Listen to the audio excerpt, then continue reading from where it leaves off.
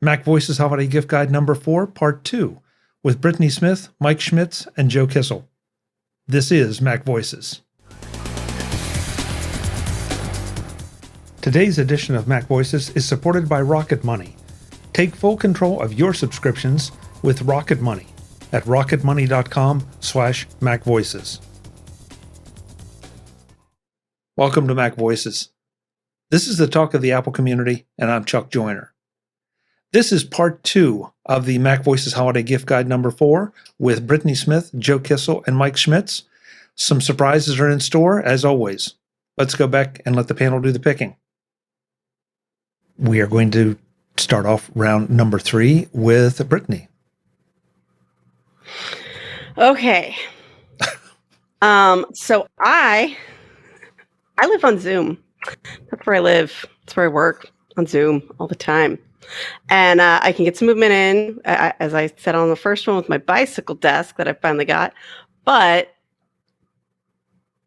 sometimes I need a little something else. So I am recommending a seat cushion because it helps a lot with all of the sitting I have to do.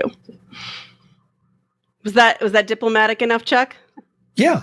I mean, do you have a particular one in mind, Brittany? Or yes. Okay. It's one of the purple ones, which are expensive, but there's one that's a little bit smaller that's still pretty good, and it costs less. And so that's my more reasonable to lug around one. Sometimes I've even been known to take it on the train with me, because those are not the best seats ever. And it's kind of nice. Does the fact that it's purple make a difference? No, that's just the brand name. Oh, that's the brand purple name. Is the material. Oh, okay. Yep. Okay.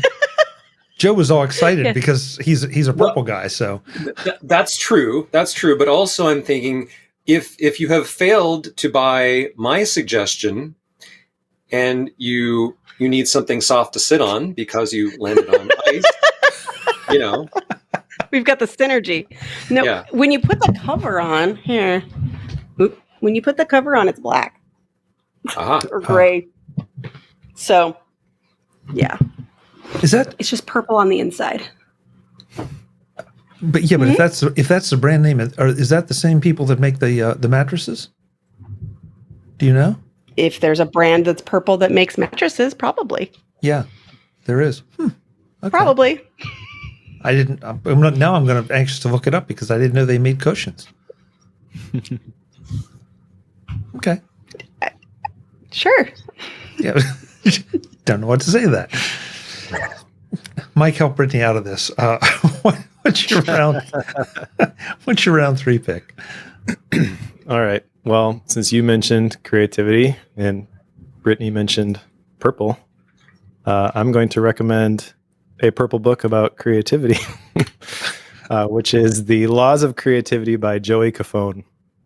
I saw someone else had recommended a book already, and I've got a podcast about books, so I felt like I had to have at least one on my list here. Joey Kissell is the founder of Baron Fig and a former designer, and he wrote this book. It is published by Baron Fig. And it's, in addition to being a really great book, it's got a whole bunch of real, like little niceties in the physical book itself. So there is a braided yellow bookmark that's attached to the book.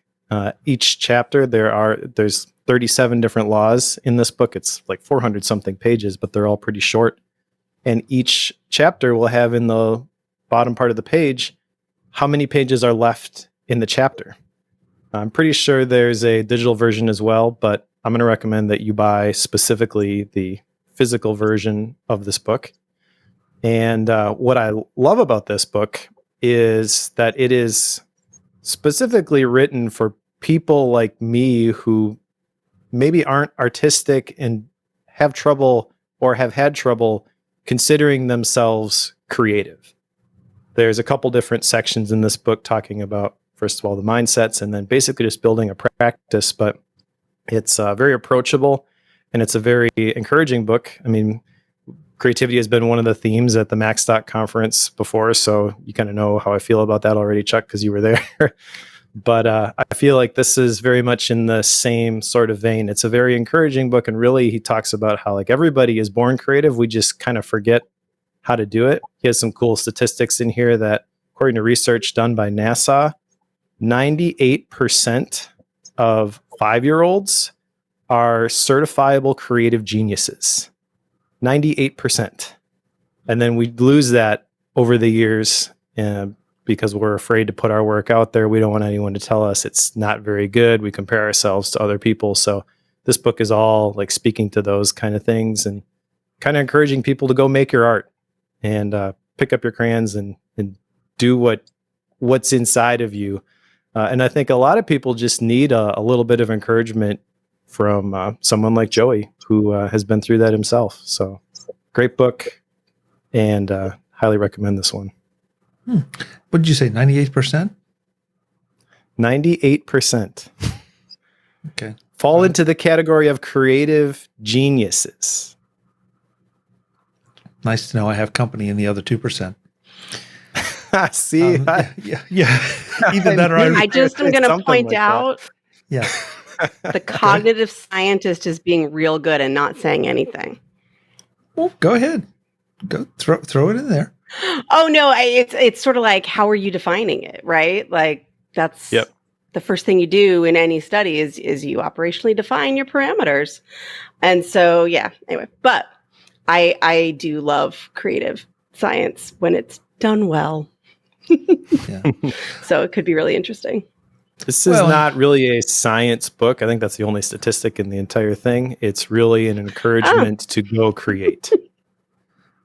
And that may be all I like a that lot too. of us. Yeah, that may be all a lot of us need. It's just, I mean, even whether the statistic is legit or not, even if it's half of that, it still means that a lot of us are selling ourselves short. So, yeah, correct. Good. And Joey is a cool guy. David Sparks and I interviewed him for the Focus podcast not too long ago. It's got a really interesting story. I guess the TLDR version of it is when he was 5, he had a project in kindergarten where they had to cut out a worm and go put it on the board, and he cut his out and was going to go put it on the board and realized it was just like everybody else's and had a mild panic attack. Went back to his desk, was freaking out. What am I going to do? Looked at all the scraps, and then he added like a pair of headphones and a boombox, and then went put it on the board, and the teacher's like, I've never seen anything like that before. I like it. Yeah, I can trace my personal. Well, never mind. That's another story. But I can trace my personal lack of confidence in my creativity to one event that I will not reveal here. See, you need to read this book, and we got to break you out of that.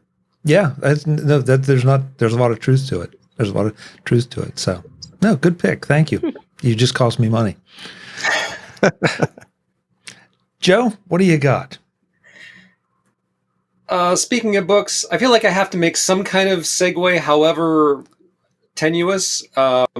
So one of our esteemed authors, Glenn Fleishman, wrote a book called "Take Control of Untangling Connections," and that's not the thing. That's not the thing I'm recommending. I might, of course, buy the book, buy all of our books, of course, do that. But that's just the transition here. So Glenn was writing about the fact that we've all got all these devices all around us, and they've got a million different flavors of USB and Thunderbolt and HDMI and blah, blah, blah, blah, blah. And we probably all have like a drawer full of cables, and we're like, okay, now this particular cable maybe it has like a USB-C connector on both ends, but that could mean anything. Like, how fast will it charge a certain device? Or will it charge the device at all? How fast will it transfer data between devices? Can I use this to hook up to an 8K monitor? Can I use it to hook up to this thing or that thing? And am I going to get the power, the speed, the throughput, whatever? And so one of the things that Glenn's book was trying to do was like to make sense of all these different standards and connectors, and like you've got a cable. How can you tell? Will this do what I need it to do? Well, one of his recommendations in his book is get yourself one or more universal cables. So what he means by universal is a cable that has a USB-C connector on both ends, but that is also certified for Thunderbolt 4. And because it's certified for Thunderbolt 4, it's therefore backwards compatible with all the other stuff. And you can be sure that it will deliver enough power and sync the right things and send all the data at the maximum rates and so forth. So there are a number of companies that make these. Glenn happens to recommend Otherworld Computing's cables because they're well made and they're inexpensive. They have 3 varieties: 0.7 meters for $24, 1 meter for $34, or 2 meters for $57. Now, if you need longer than 2 meters, you got to go to Apple and pay them $159 for a 3-meter cable. So my advice is, don't need a longer cable. Be content with 2 meters. Make sure that your stuff is no farther apart than 2 meters. Otherwise, you just need to spend a large amount of money. But like get a couple of these cables and like put a sticker on them or something so you know, okay, this is the cable that works for everything. No matter what I have to connect, active, passive, low speed, high speed, this cable will get the job done. And now it might not get the job done next year when there are new standards. Okay, but for now, for anything that you own today, one of these cables will allow you to connect all the stuff you need to connect and make sure that it will charge or transmit or receive at the maximum rate. And that's just a great thing to have one or more of in your goodie drawer. I love that recommendation. I love that recommendation. And I know somebody out there is going to say, "Oh my God, $24 for a small cable like that." But at the end of the day, if you buy one that charges and another one that transfers and all, you're probably going to have $24 invested automatically. So sure. Why not just do it right the first time? Can I add something? Please. Buy at least one and mark it, because I bought at least one and I cannot tell you now which one it is. Yep, that's right. Yeah, put like color on it with a marker or put a sticker or a label or something on it. Yeah. Colored make electrical sure you know tape. Yeah. Because you can't tell. You can't, like, you got a cable unless it's marked, and a lot of them aren't, or they are marked but they're wrong. unless they're marked, you don't know what standards it carries. So you gotta make sure you make a note of that when you take the cable out of the package. Yeah, this is one of the great failures of the tech industry is allowing this to happen, allowing the cables to get out there without some kind of markings on them that are standardized so that we all know exactly what we're dealing with. Markings would be good, actually, yeah. But I will take this over, it'll kind of work, but not as well, over, this doesn't go in that hole any day. Right. Yeah. All right. Good one, Joe. Good one. So I'm going to go a little more real world for mine, and I'm going to do a book pick as well. This is one of the best books I've read, or because it was an audiobook I listened to this year. It's called Sandworm: A New Era of Cyber War and the Hunt for the Kremlin's Most Dangerous Hackers. Now, that sounds like a very provocative title, right? But it is really, really fascinating. It gets a little geeky in places, as you would expect. But the thing that to me was the most fascinating about it is that it's so applicable to what's going on in the world today between Russia and Ukraine, because you've come to realize that Ukraine was kind of a test ground for so much of the hacking that Russia is accused of, and testing out so many different things that could eventually be used as weapons other places. And it's part detective story, part thriller, part history, part, whatever. It's by Andy Greenberg, who is a Wired editor. And so I can't recommend it highly enough, because if you don't think you'd be into it, maybe if you can give it a try with a sample chapter or something, but I just found it completely engrossing and was finding reasons to turn it on as an audiobook, finding things I could do while I listened to the audiobook, because I really wanted to absorb all of it. and I won't lie to you, it may disturb you and keep you up at night a little bit because of the things that could be done that so far, happily, we haven't seen successfully done to Ukraine or to anybody else.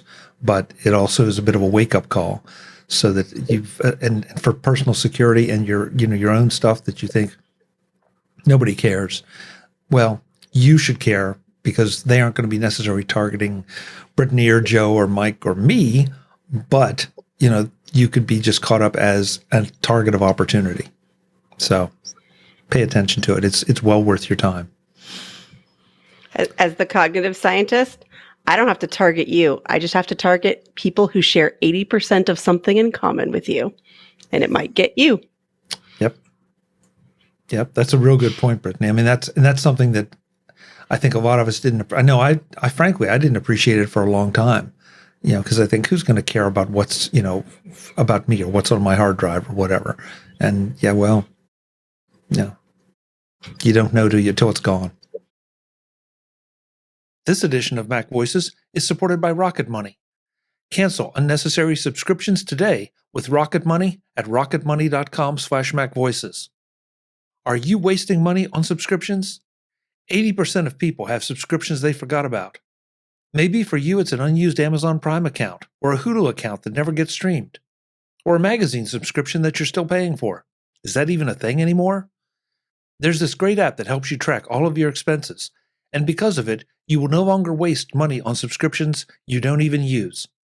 Subscriptions of any kind that you don't even use. You may have heard of it. It's called RocketMoney, formerly known as Truebill. RocketMoney shows all your subscriptions in one place and cancels what you don't want for you. RocketMoney can even help you find subscriptions you didn't know you were paying for. You may even find out that you've been double charged for some subscriptions. To cancel a subscription, all you have to do is press cancel, and RocketMoney takes care of the rest. Get rid of useless subscriptions with RocketMoney now. Go to rocketmoney.com/MacVoices. Seriously, it could save you hundreds per year. That's rocketmoney.com/MacVoices. rocketmoney.com/MacVoices. Thanks to RocketMoney for supporting this week's Mac Voices.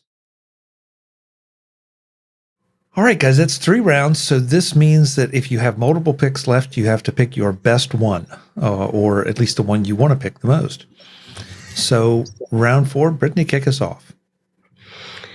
So every year, until this year, I had this great plan.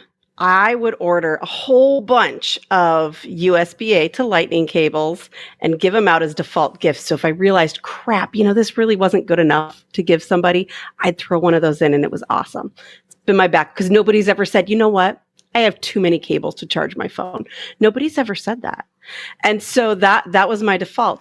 And now it's like, okay, but will it still be useful to you next year? And I can't go in and do the USB-C thing instead. So instead, I'm going with the nobody can have too many watch chargers in too many places, since that's unlikely to change next year.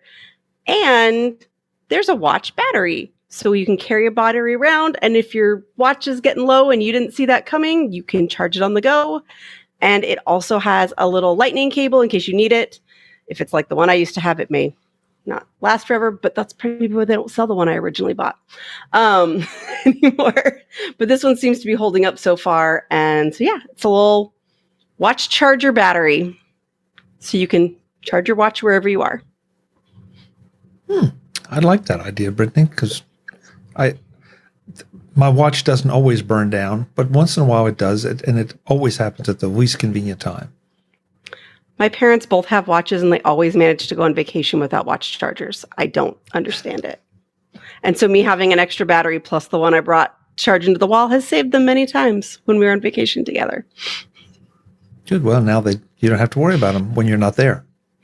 Right. Mike, what's your last pick?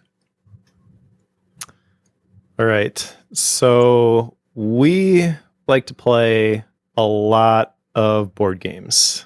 When COVID hit, we started playing a board game every single night as a family. Fast forward a couple of years, we now have hundreds of board games and a board game table, actually, which doubles as our dining room table.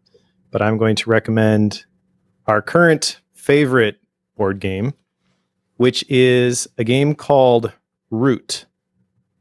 And this is, it's described in some places as the cutest little war game you'll ever see. It's a asymmetric war game. When I say war game, I'm, like Risk, where you roll the dice, but in that one, everybody has the same armies. Well, these have 4 different factions, basically. There's the Marquis des Cats, which plays a certain way, and then there's the Eyrie, which are like a bird race, and they play a different way. There's the Woodland Alliance, and then there's the Vagabond. So they all have different gameplay mechanics. And what's really cool about this is that it doesn't take very long to learn how to play any one of them. The whole game takes, I think on the website it says 60 to 90 minutes, where you play it with 3 to 4 people. Typically, there's a bunch of expansions that can extend it. But even if you just have this base game, you can play it over and over and over and over and over and over and over again. A lot of people that I know who are really into board games, they get bored. They lose interest in certain games because once you figure out the mechanics, there's usually like a specific strategy that always works. And then everyone just tries to do that strategy and it kind of loses some of the fun. But because these are all different and because they're so well balanced, you can play this. That is basically has infinite replayability. And everybody that I know that I've recommended this to, even if they're not super board game nerds like we are, they really enjoy this one and they say the same thing. They just keep playing it over and over and over again. It never gets old. So this is not that complicated. There's a website called Board Game Geek that has like a list of all of the top board games. And some of those are the ones that, they take 12 hours to play, right? My son is really into those types of games. That's too intense for me. But this is one that like he really likes. And even some of the younger kids in our family, they understand it. Like our 10-year-old can play this game. And it's a ton of fun. And it's the kind of thing that you could play with just about anybody who's willing to take an hour to learn how to play it. There's also, I should mention, there are digital adaptations of this, which are really well done. So you can download the iOS version for, I don't know, $10 or something, which that is kind of a tip, by the way, if you're really into board games. Like my kids love these games. They'll get these games and they'll learn them and hey, Dad, play this. I can't keep up with it. Downloading the digital version and going through the tutorials is actually a really quick way to learn how to play some of these games. So if your favorite board game has a digital version, download it, go through it. I find that a really effective way to learn how to play the physical game itself. I like it. So you can keep up with your kids by going digital. Exactly. On an analog game. That's an interesting concept. Okay. I don't think we've had a board game pick this year. I'm not even sure we had a board game pick last year, come to think of it. Well, this is the one. I'm telling you. This is a good one. Okay, good. Thank you. Joe, you get the last, well, I get the last pick, but you get the last pick of the panel this time around. What do you got? So, speaking of things, the other day I needed to find a thing, as one sometimes does. So, of course, I pulled up my iPhone and I opened up the Find My app, which is where I go to find things. And it said, hey, all those AirTags you bought like a little over a year ago? Yeah, all their batteries are dead. Okay. So, all right. So, got our AirTags, and same day or within a day or so, my garage door opener decided it didn't want to open the garage door anymore. Turns out that the garage door opener and the AirTags use exactly the same battery. I'm like, hey, I'm smart. I plan ahead. I've got some of those. I've got the cheapo generic brand of the CR 2032 battery that I purchased however long ago from Amazon. I got like a whole blister pack. Take one out, pop it in. You got a low battery.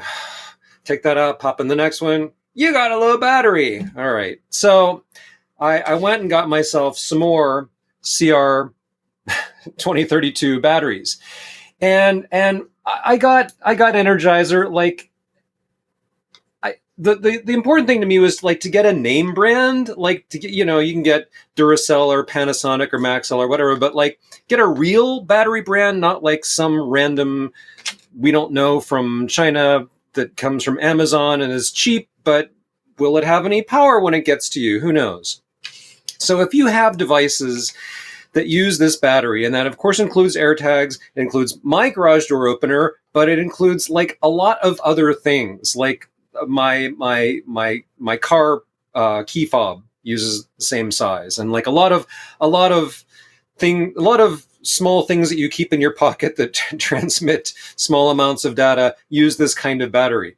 So go get yourself or your loved ones a whole bunch of these. Get more than 4, because you can see, like, I just bought this the other day and 3 of these are already in devices, and I'm just waiting. Like, any time now I'm going to need to put in the 4th one.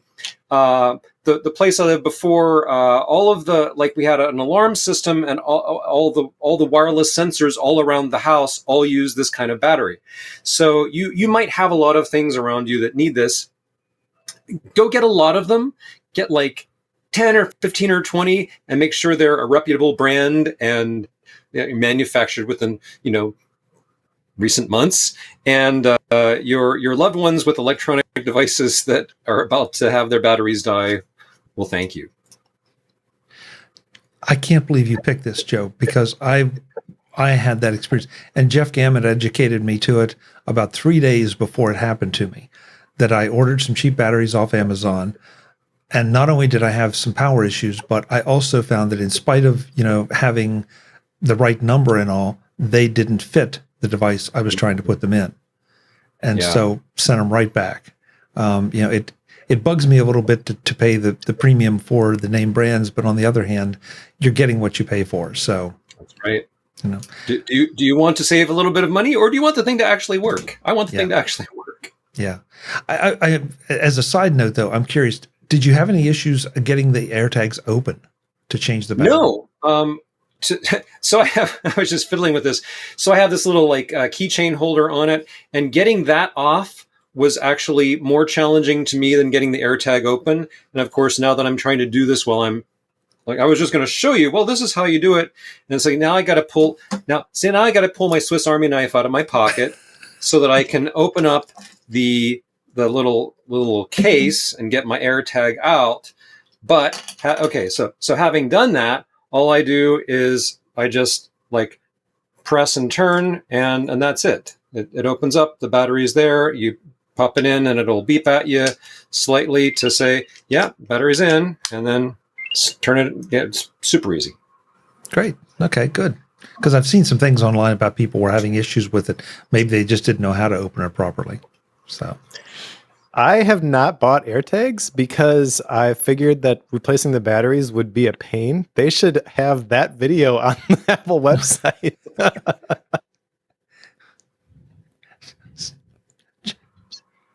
Joe, we'll license your video for you. How's that? Well, I'm going to wrap up this gift guide with something that, if I'm home, I use this every single night. It is an Anker wireless charging stand. It's called the PowerWave 2-in-1 magnetic stand. It is not MagSafe, but it might as well be because the magnet in it is so strong. It has 2 charging areas, one for your iPhone and one for your, you won't do the watch, but it will do if you have the wireless charging case for your AirPods. But what I love about it is that the magnet is so strong, it will suspend the phone either in portrait or landscape. And on my nightstand, it's at exactly the right height so that I can put a clock app up on it. And if I roll over in bed, I'm staring right at it at exactly the right height to see what time it is, which means I usually should go back to sleep. It's not as fast or as powerful as a MagSafe charger, but on the other hand, I'm asleep, so I don't really care how fast it's charging because in the morning I'm going to wake up and it's going to be completely charged. It is right now. It's my favorite wireless charging stand. I have not found one that I like as well as this. So maybe Anker will come out with something MagSafe that does do the trick for me. But for right now, this is the one that gets used every single night. There is one note with it. It does come with a USB-C cable, but it does not come with the little power block.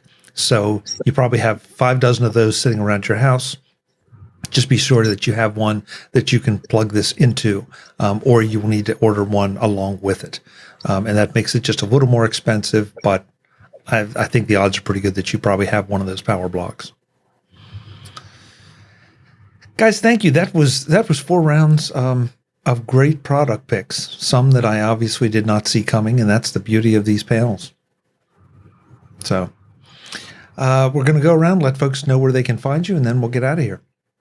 So, Britt, thank you so much for being here. I'm going to check out your purple cushion. Where can folks find you? Thanks for having me, Chuck. You can find me if you're looking for the professional stuff I do. It's conquer.consulting. The tech videos I've been putting out are on my handle is ADD Liberator on YouTube. And most of my tech tweets, when I get around to doing them, are also ADD Liberator. Great. Thank you so much. Happy holidays. You too. Mike, because of you, I'll probably be drinking more water. You're welcome. Yeah. Yeah, that was an implied thank you. So yeah, that's appropriate. Where can folks connect with you? Got a couple of podcasts. Relay.fm/focused is the productivity podcast I do with David Sparks. Bookworm.fm is the book review podcast I do with Joe Bielig. I am _ Mike Schmitz on Twitter, and everything else can be found at MikeSchmitz.com. Great. Thank you so much, Mike. Good to see you. Happy birthday. Happy holidays to happy holidays to you and the family. Jeez, I don't know. Thank you. You too. As we record this, folks, it's been a very, very long day. Joe, thanks to you, I hope not to need Brittany's purple cushion to sit on. So thank you for the ice trackers. Sure. What's the best place for folks to connect with you? Well, you should come to Saskatoon and start walking up and down the streets. And as long as your feet are properly protected and we're both upright, you'll probably run into me at some point. Or you could go online to takecontrolbooks.com, where you can see some books that I've written and a lot of books that other people have written. For the moment, at least, I'm on Twitter at Joe Kissell. I hardly ever tweet, honestly, and I don't know if I'm going to continue being on Twitter, but for now, you can find me there. And basically, if you have ever used Google or some similar search engine, it's really, really easy to find out how to contact me. You can send me email or call me on the phone or send me a letter in the mail. You can do any of those things. I am not difficult to find. I've been on the internet for a long time. Wow, it's brave of you to even mention your phone number. I mean, that's wow. Happens on it's not my home number, you understand. It's it's a business number, but people do occasionally call it. Okay. All right. That seems kind of quaint, actually. I like it. Hey, thanks so much, Joe. Great to see you. Thank you. Folks, we're doing these gift guides all holiday season long, so keep watching because you just never know what our panels will pick. And again, a quick reminder that the master list is on the MacVoices website. Everything that this panel picked is in the show notes to this edition. And if you check on Flipboard for MacVoices Holiday Gift Guide 2022, you will find the Flipboard version of all the picks. Until the next time, I'm Chuck Joyner. As always, thanks for watching. Visit MacVoices.com for show notes and to connect with Chuck on social media. Get involved in our Facebook group or like our Facebook page, and get more out of your Apple tech with MacVoices Magazine, free on Flipboard and on the web. And if you find value in it all, consider supporting us through either our Patreon campaign at patreon.com/MacVoices or by making a one-time donation via the PayPal link on our front page and in the show notes of each episode. You will join these fine people who help bring you Mac Voices.